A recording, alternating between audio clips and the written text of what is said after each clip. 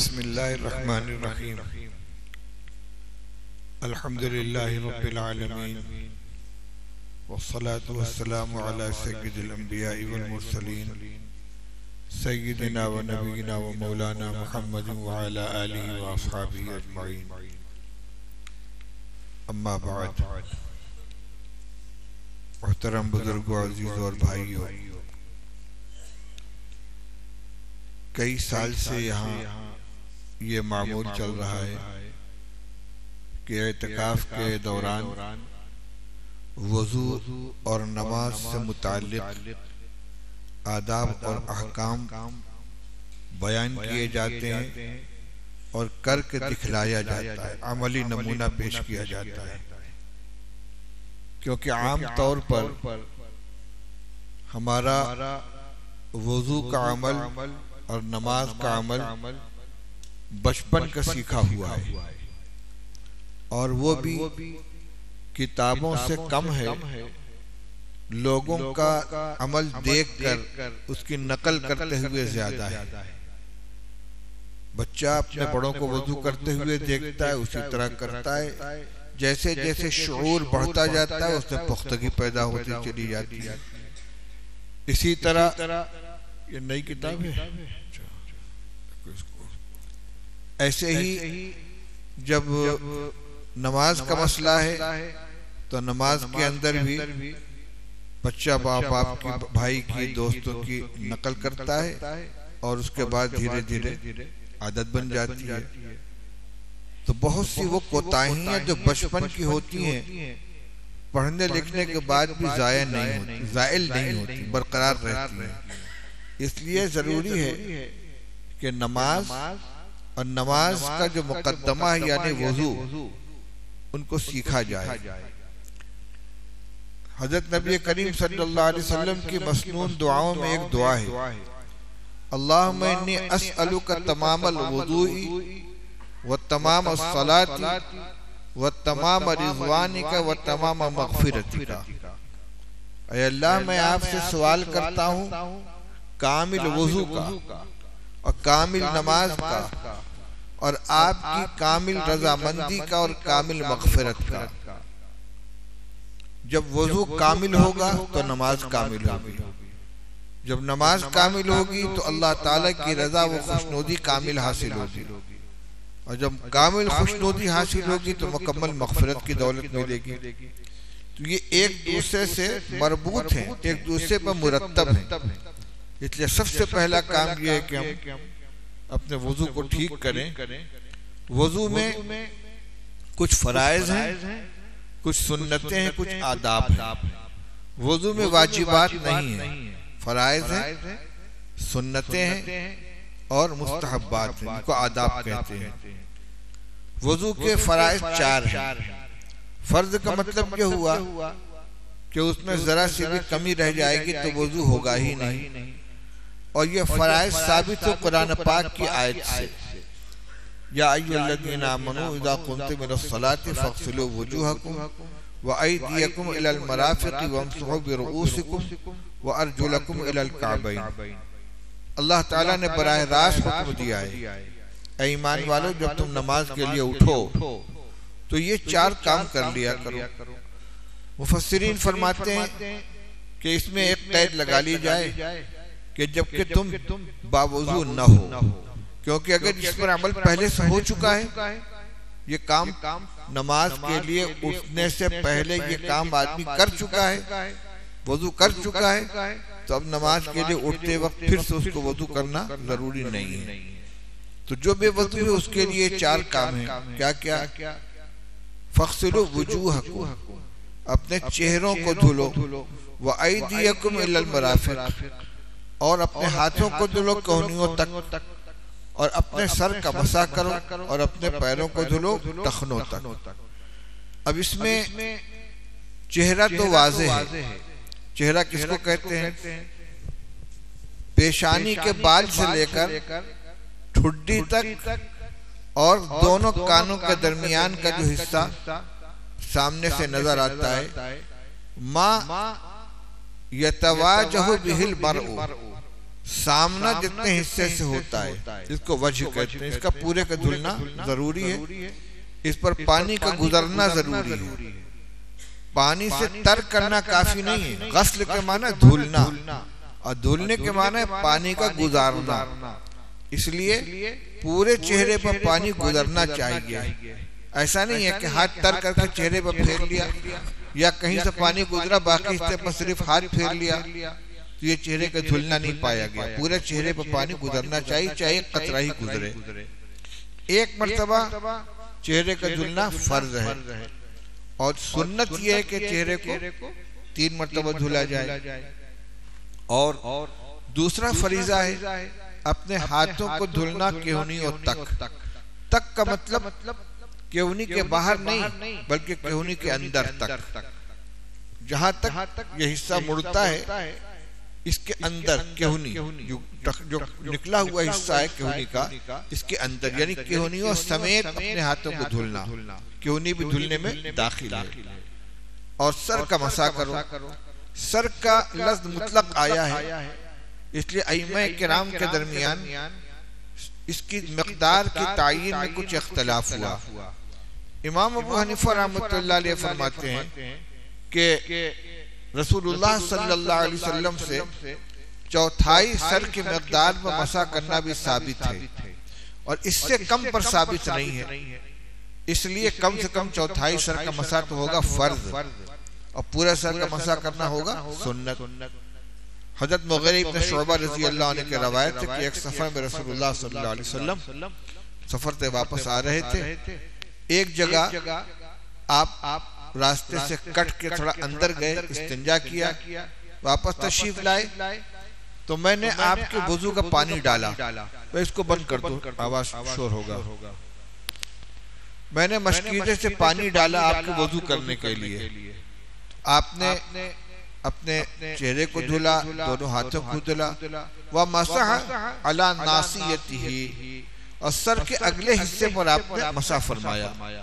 ये जो अगला हिस्सा है जिसकी मिक़दार ये है कि अगर कुशादा तरीके से हथेली को सर पर रखा जाए तो जितना हिस्सा आ जाता है इसमें यह नासिया कहलाता है।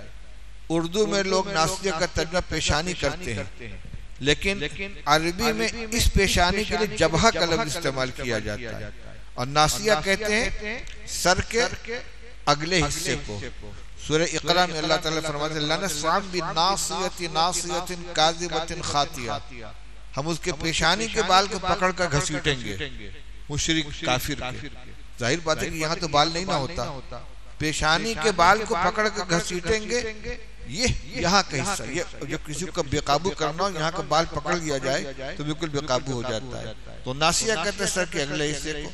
तो कम से कम चौथाई सर का मसा करना फर्ज है और पूरे सर का मसा करना सुन्नत है। और इसी तरह दोनों पैरों का धुलना टखनों समेत ये फर्ज है। फर्ज होने की वजह से इसका ख्याल करना जरूरी है कि जितने हिस्से का धुलना हाथ का फर्ज है, चेहरे का फर्ज है, पैर का फर्ज है, उसने बाल बराबर जगह भी सूखी हुई नहीं रहनी चाहिए। अब हाथ को धुलते हैं तो ये हिस्सा जो है केहूनी के नीचे गड्ढा सा और इसी तरह पीछे की तरफ का ये हिस्सा अगर एहतमाम के साथ यहाँ हाथ न फेरा जाए और पानी न पहुंचाया जाए, सिर्फ ऐसे पानी डाल दिया जाए, गुजार दिया जाए, यह हिस्सा सूखा रह जाता है।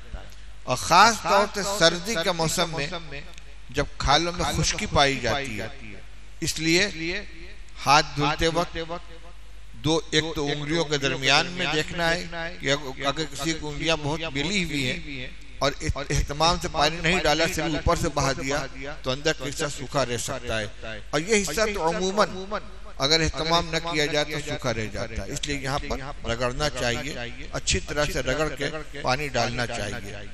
दूसरी एक गलती बात लोग ये करते हैं कि वजू के लिए बैठे तो इतना हिस्सा तो धुला हुआ है, चुल्लू में पानी दे के यूं करते हैं, ये पानी बह के यहाँ तक आके चला जाता है।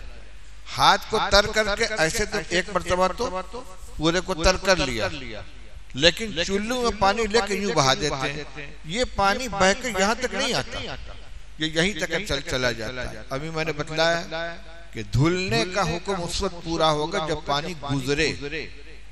तो सिर्फ हाथ को तर करके पूरे कोहनी तक तर कर लिया, अब पानी सिर्फ यहाँ तक बहाया तो हाथ धुला नहीं पाएगा, वजू नहीं हुआ। अगर ऐसे पानी डालना तो यूं करके यूं कर ले ताकि ये पानी बह के पूरा इसके नीचे से आए। तर कर लेने से एक फायदा तो ये होगा कि पानी वहां गुजरेगा तो उसको तर करेगा, उसको छोड़ कर नहीं निकलेगा क्योंकि तरी पहले से मौजूद है। लेकिन सिर्फ इधर का हिस्सा मल लेना हाथ से, अब पानी को जो चुल्लू से कलाई तक गिरा लिया, ये काफी नहीं है। चाहे टोटी से यहाँ तक ले आए, चाहे लोटे से गिराएं या डायरेक्ट चुल्लू में पानी लेकर यूं करें ताकि पूरे से पानी गुजर जाए। एक मर्तबा तो ये इतना करना फर्ज है और बाकी 3 मर्तबा करना ये सुन्नत है। यही हाल पैर के धुलने का है कि पैर के धुलने में जो टखने के नीचे का हिस्सा होता है ये और तलवा और उंगलियों के दरमियान की जगह, इनमें पानी का पहुंचाना एहतमाम के साथ जरूरी है, खास तौर से सर्दी के मौसम में। और एड़ी के पीछे का हिस्सा अगर एहतमाम नहीं किया गया, ध्यान देकर नहीं धुला गया तो सूखा रह जाएगा। इस सिलसिले में एक हदीस भी है कि एक सफर में रसूलुल्लाह सल्लल्लाहु अलैहि वसल्लम सहाबा के साथ थे, असर का वक्त हो चुका था, देर हो रही थी और नमाज के लिए पानी नहीं मिल रहा था। रसूलुल्लाह सल्लल्लाहु अलैहि वसल्लम खुद किसी जरूरत से गालिबन क़ज़ाए हाजत के लिए सहाबा से पीछे रह गए और बाकी सहाबा आगे बढ़ गए। एक जगह एक गड्ढे में थोड़ा सा पानी नजर आया और जल्दी जल्दी लोग वजू करने लगे। अब थोड़ा सा पानी, सबको वजू करना है और ये फिक्र भी है कहीं ऐसा ना हो कि पानी खत्म हो जाए, इसलिए जल्दी वजू करने में लोगों की एड़ियां सूखी रह गई, पीछे का हिस्सा अच्छी तरह तर नहीं हो पाया। रसूलुल्लाह सल्लल्लाहु अलैहि वसल्लम जब तशरीफ लाए, पीछे से आपकी नजर पड़ी तो आपको एड़ी चमकती हुई नजर आई, बगैर पानी के सूखी। आपने जोर से फरमाया वैलुल लिल अक़ाबि मिनन नार, वैलुल लिल अक़ाबि मिनन नार, एड़ियों के लिए जहन्नम की वईद है, एड़ियों के लिए जहन्नम की वईद है। क्या मतलब हुआ? एड़ी सूखी रह जाएगी तो पैर का धुलना नहीं पाया गया, पैर पूरा नहीं धुला गया तो वजू नहीं हुआ, वजू नहीं हुआ तो नमाज नहीं हुई और अपनी गफलत की वजह से नमाज जाया हुई है तो नमाज छोड़ने की सजा जहन्नम। इसलिए सिलसिला दर सिलसिला ये एड़ी का सूखा रहना जहन्नम तक पहुंचाने वाला अमल हो गया। इसलिए जिन आज़ा का जितना धुलना फर्ज है, इसी तरह कम से कम चौथाई सर का मसा करना फर्ज है, इसके अंदर कमी नहीं होनी चाहिए। और आला दर्जा तो ये कि पूरी सुन्नत का एहतमाम किया जाए। अब सुन्नत क्या है? सुन्नतों में सबसे पहली सुन्नत है दोनों हाथों को गट्टों तक 3 मरतबा धुलना और 3 मरतबा कुल्ली करना। कुल्ली करने का माना क्या है? मुंह में पानी लेकर पानी को हरकत देना और उसके बाद उसको गिराना। सिर्फ पिचकारी की तरह से मुंह में पानी डाले निकाल दिया, डाला और निकाल दिया तो कुल्ली का मकसद हासिल नहीं होता। मुंह में पानी लेकर उसको अच्छी तरह से हरकत दी जाए ताकि दांतों के दरमियान में अगर कोई चीज फंसी हुई है वो निकल जाए। मुंह में जो लुआब इकट्ठा है या खाना वगैरह के कुछ अज्जा अगर मुंह के अंदर रुके रह गए हैं तो अच्छी तरह हरकत देने से, पानी को मुंह में हिलाने से वो सब पानी के अंदर आ जाएंगे और जब आदमी पानी को गिराएगा तो उसके साथ निकल जाएंगे। 1 दफा 2 दफा 3 मरतबा इसको कर लेने से जो है मुंह की सफाई हो जाएगी। तो ये तीनों कुल्ली में ये काम करना चाहिए। और मिसवाक करना इसी कुल्ली के दरमियान की सुन्नत है। हर कुल्ली के साथ अलग अलग मिसवाक करेंगे तो बहुत आला दर्जे की बात है, वरना कम से कम 1 मरतबा अच्छी तरह मिसवाक करके अपने दांतों को और अगर हो सके तो जुबान को भी साफ कर ले और फिर अच्छी तरह मुंह में पानी हरकत देकर कुल्ली करें। मुंह की मुकम्मल सफाई होनी चाहिए। और तीसरी सुन्नत है नाक में पानी डालना और नाक से पानी निकालना। मैंने दो लफ्ज इस्तेमाल किया, नाक में पानी डालना और नाक से पानी झाड़ना। हदीस में दो लफ्ज आता है, इस्तिंशाक और इस्तिंसार। इस्तिंशाक के माना है नाक में पानी खींचना और इस्तिंसार के माना है नाक से पानी झाड़ना, यानी कुव्वत के साथ पानी को निकालना। नाक में पानी डालेंगे तो जो नाक में रुतूबत है, रेत है, गर्द गुबार है, वो उससे फूलेगा और फिर जब झटके से पानी को गिराएंगे उसके साथ वो चीज निकल जाएगी। और अच्छा ये है कि बाएं हाथ की छोटी उंगली से नाक के अंदर रगड़ के साफ कर लिया जाए, ताकि अगर कोई चीज सूखी हुई हो, चिपकी हुई हो तो पानी के साथ निकल जाए। तीनों मर्तबा इस तरीके से एहतमाम से नाक को साफ किया जाए। बाज़ हज़रात के इमाम अहमद बिन हंबल रहमतुल्लाह अलैह के यहाँ तो वजू में नाक में पानी डालना फर्ज है।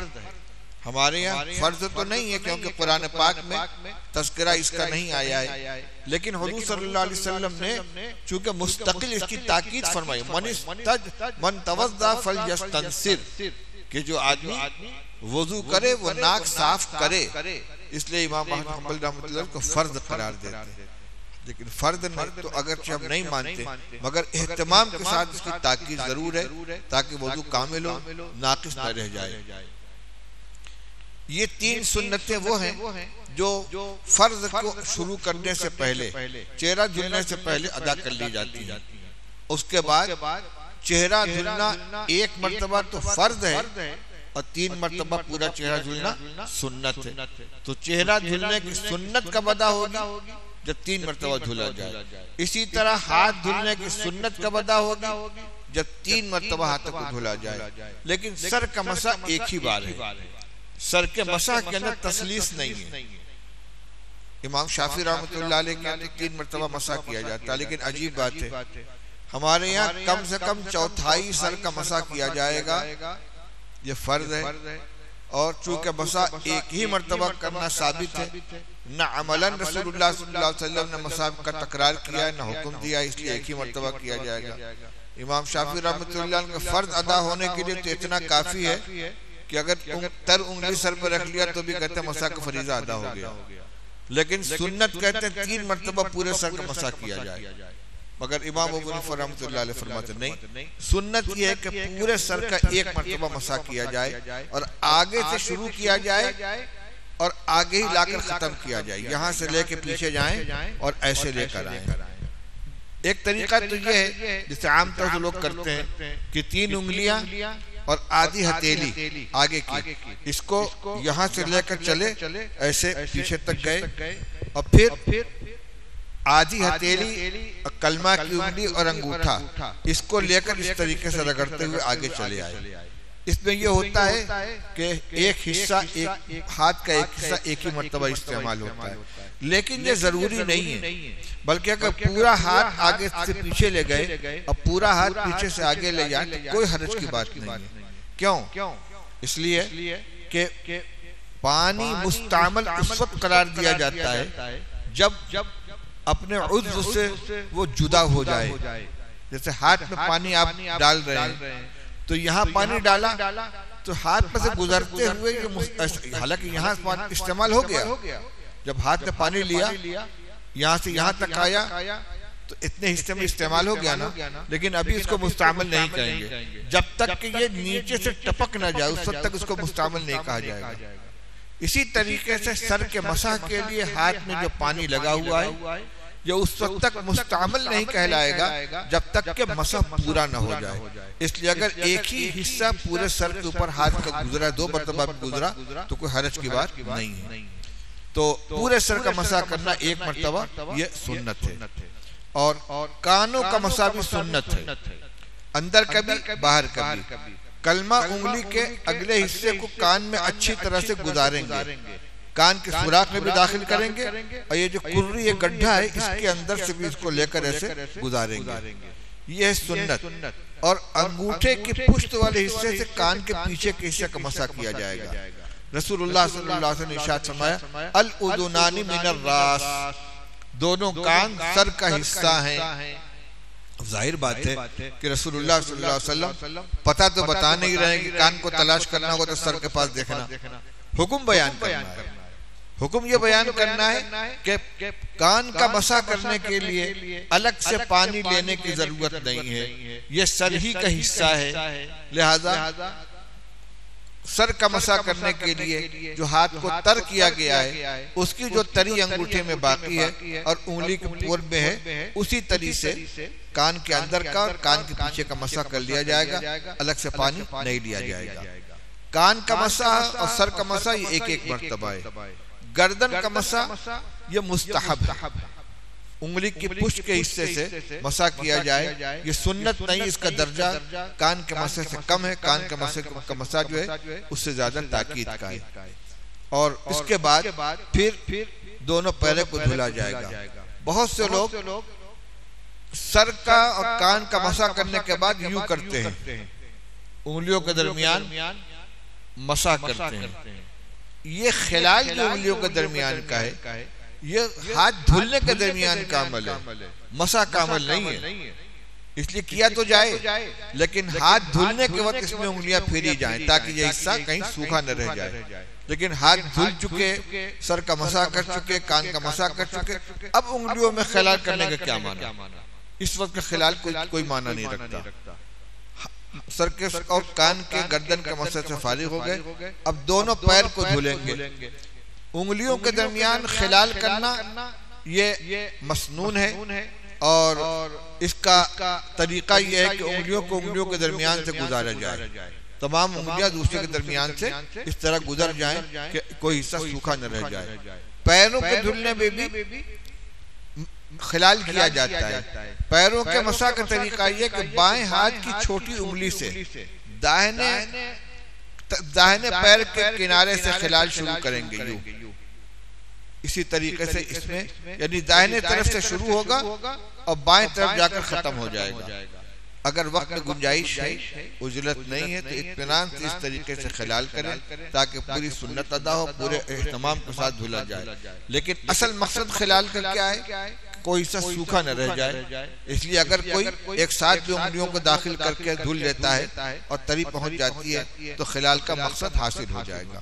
अलबत्ता धुलने में पीछे का हिस्सा, एड़ी का हिस्सा और तलवे का हिस्सा और टखने के नीचे का गड्ढा, इस पर पानी को अच्छी तरह से पहुंचाना ये लाजिम है।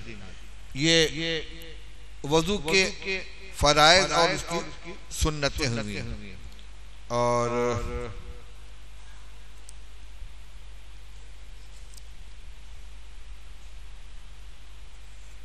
इसमें कुछ और सुन्नतें भी हैं। पै दर पै वजू करना। पै दर पै वजू करने का माना क्या है? एक उज़्व को धुलने के बाद इतनी देर न की जाए कि एक उज़्व सूख जाए, उसके बाद दूसरे उज़्व को धुले। चेहरा धुल लिया फिर अपने काम में लग गए, उसके बाद हाथ धुल लिया या हाथ धुलकर दूसरे काम में लग गए। जब ये सूख गया तो फिर मसा किया। तो ये तो तसलसल नहीं रहता, पै दर पै नहीं करते तो सुन्नत के खिलाफ है। दरमियान में जो सुन्नतें थी को मैं दोहरा दूं, गिनती पूरी हो जाए। पहली सुन्नत नियत, उसका तस्करा नहीं आया। नियत का मतलब क्या है? ये नहीं कि मैं नियत करता हूँ वजू करने की, बल्कि नियत का मतलब यह है कि जो पानी इस्तेमाल किया जाए वजू की नियत से इस्तेमाल किया जाए। क्योंकि आदमी हाथ मुंह तो धुलता है, कहीं बाहर से आए, गर्मी का मौसम है, आए बैठे लोटे में पानी लिया, सारा काम कर लेते हैं। कुल्ली भी कर लेंगे, उंगली से दांत भी साफ कर लेंगे, चेहरा भी धुल लेंगे, हाथ भी धुलेंगे, बल्कि हाथ तर करके बालों के अंदर हाथ भी फेर लेंगे, पैर भी धुल लेंगे, लेकिन वजू की नियत नहीं है, हाथ मुंह धुलने की नियत है। इससे फरीजा तो अदा हो जाता है, लेकिन वजू का जो सवाब है और गुनाहों के धुलने की जो फजीलत है ये उसी वक्त हासिल होगी जबकि वजू की नियत से पानी इस्तेमाल किया जाए। तो पहली सुन्नत क्या हुई? वजू की नियत करना। और दूसरी सुन्नत है बिस्मिल्लाह पढ़ना। बिस्मिल्लाह पढ़कर वुजू शुरू करना। तीसरी सुन्नत है गट्टों तक हाथ धुलना शुरू में। चौथी सुन्नत है मिसवाक करना। और पांचवी सुन्नत है 3 बार कुल्ली करना। देखिए कुल्ली करना मुस्तकिल सुन्नत है और मिसवाक करना मुस्तकिल सुन्नत है।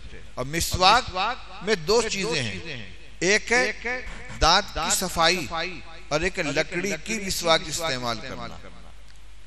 तो 2 सुन्नतें ये हैं कि लकड़ी की मिसवाक इस्तेमाल की जाए तो ताकि सुन्नत भी अदा हो जाए और मसनून मिसवाक का इस्तेमाल भी हो जाए। और अगर कोई शख्स मिसवाक इस्तेमाल नहीं करता, उंगलियों से दांत को साफ कर लेता है या बुरुश के जरिए मुंह की सफाई कर लेता है, तो मिसवाक की सुन्नत तो अदा हो गई, मकसद तो हासिल हो गया, लेकिन मसनून मिसवाक का इस्तेमाल नहीं हुआ। दोनों का फर्क समझ गए ना। जो रसूलुल्लाह सल्लल्लाहु अलैहि वसल्लम को मिसवाक करने का तरीका था कि लकड़ी से मिसवाक इस्तेमाल करते थे, उसको इस्तेमाल करेंगे तो मसनून मिसवाक का इस्तेमाल और मिसवाक की सुन्नत का इस्तेमाल दोनों होगा। और अगर उंगलियों से सफाई कर ली या बुरुश साफ कर लिया तो दांत की सफाई की सुन्नत तो अदा हो जाएगी, लेकिन मसनून मिसवाक की सुन्नत अदा नहीं होगी। और पांचवी सुन्नत है 3 बार कुल्ली करना। छठी सुन्नत है 3 बार नाक में पानी डालना।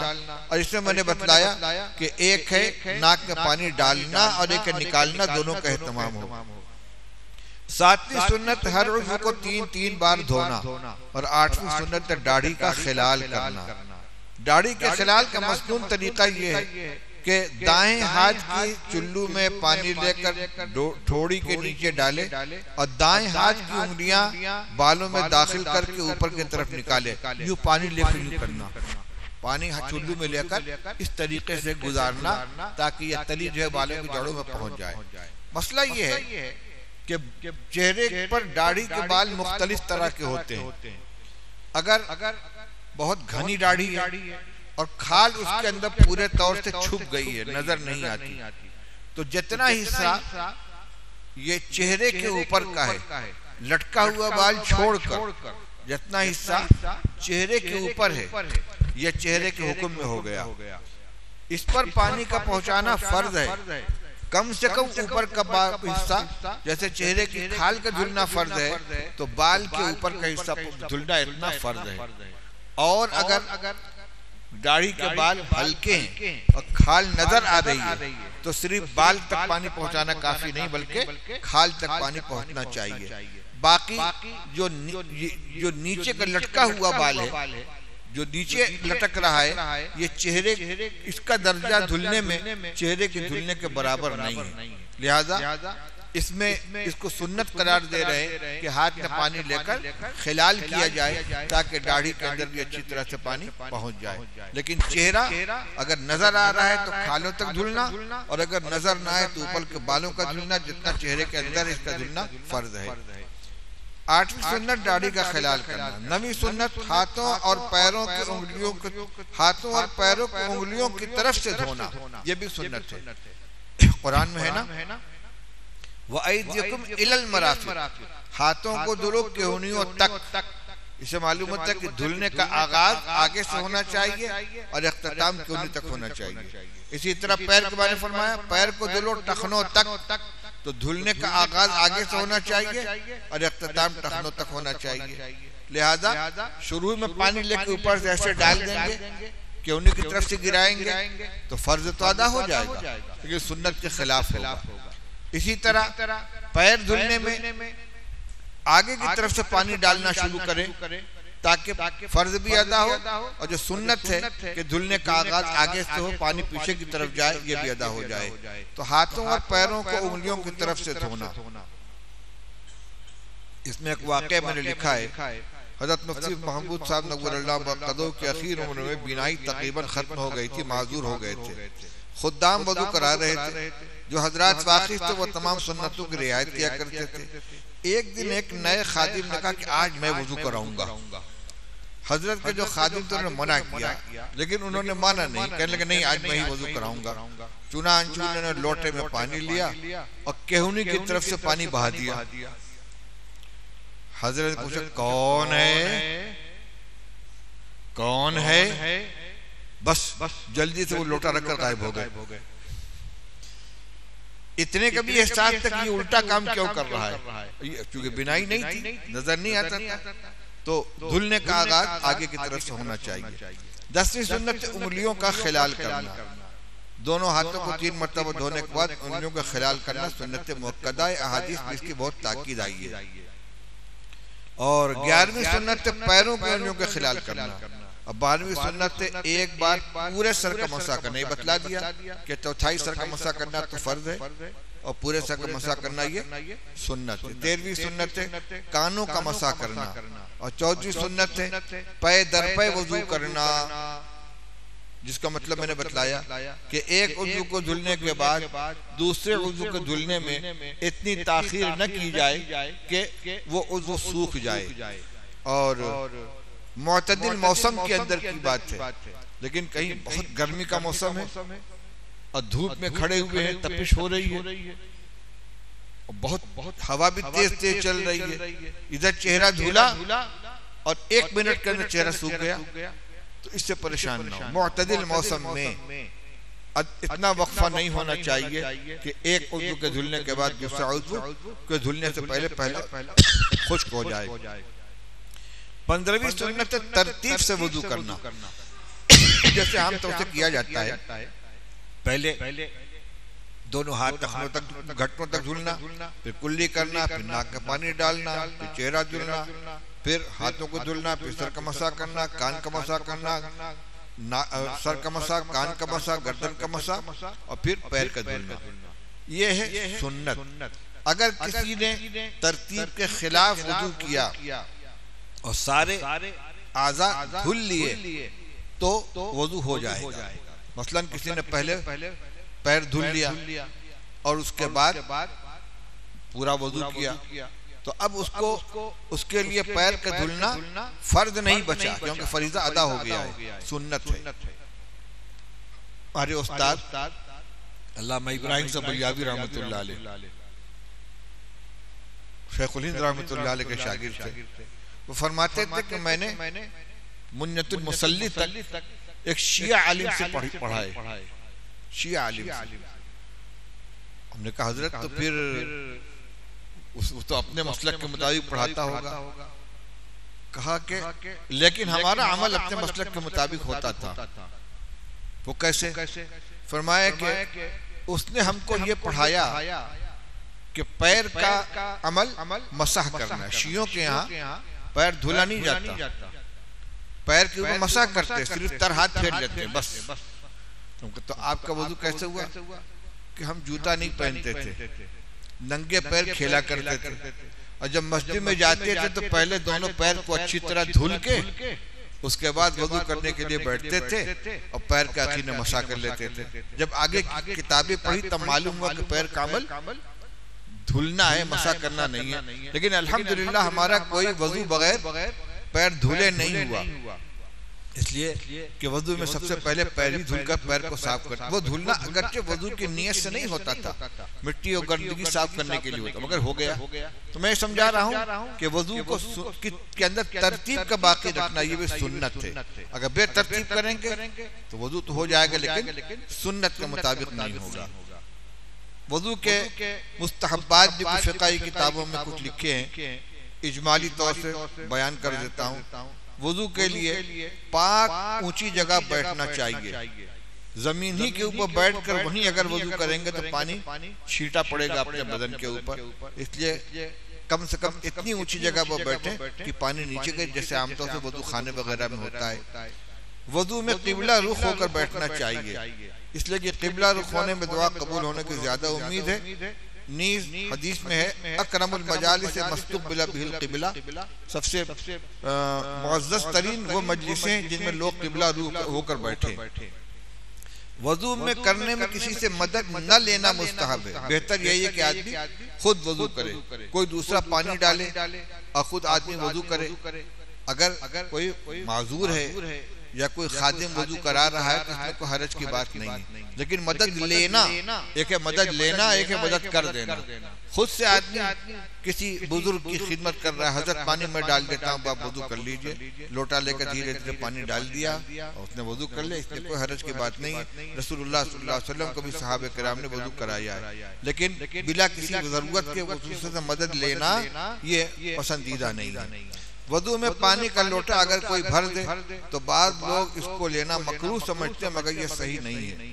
आज़ा को जहाँ तक धोना फर्ज या वाजिब है, उससे थोड़ा ज्यादा धोना बेहतर है। यहाँ तक धुल लिया ये तो सुन्नत अदा हो गई, लेकिन जरा सा और ऊपर चढ़ा ले। इसी तरह पैर धुलने में टखने तक तो धुलना सुन्नत है, फर्ज है, लेकिन इसे जरा सा और ऊपर कर लिया तो ये मुस्तहब होगा।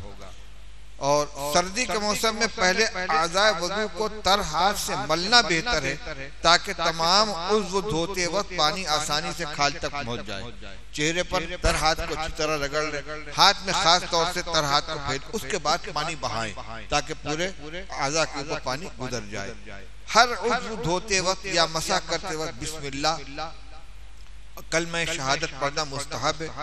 वजू के दरमियान की जो दुआएं किताबों में लिखी हुई हैं उनका पढ़ना भी मुस्तहसन है, सुन्नत नहीं कह सकते इसलिए कि रवायात से साबित नहीं है, मगर माना के एतबार से वो ठीक है। वजू से फारिग होकर आसमान की तरफ नजर उठा के यह दुआ पढ़ना मुस्तहब है।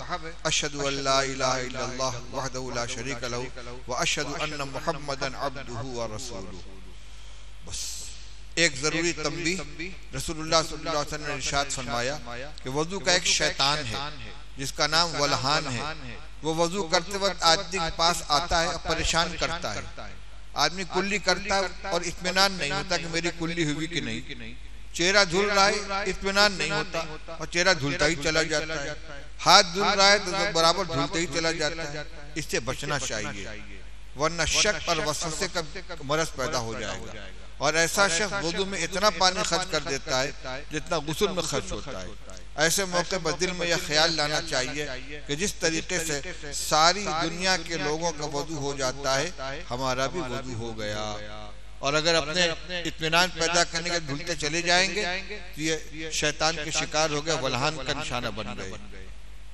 हमने देखा ऐसे लोगों को वुदू करने के लिए बैठे तो उनको इत्मीनान होता ही नहीं। हमारे मोहल्ले में भी एक साहब थे, अशफाक नगर में चले गए, फिर उनका इंतकाल हुआ।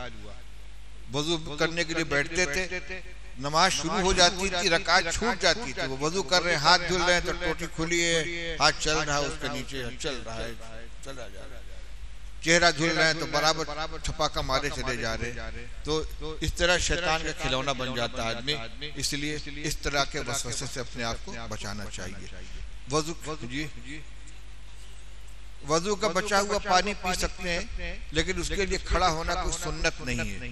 सुन्नत समझ के खड़े होना बस ये है कि और पानी के लिए अदब के बैठ कर पिए, उसको खड़े हुए भी पी सकते हैं, गुंजाइश है। ऐसे ही जमजम का पानी भी जो है वो बैठे हुए भी पी सकते हैं, खड़े हुए मिले खड़े हुए पी सकते हैं, मगर खास तौर से उसके लिए खड़े होने का एहतमाम करना ये सही नहीं है।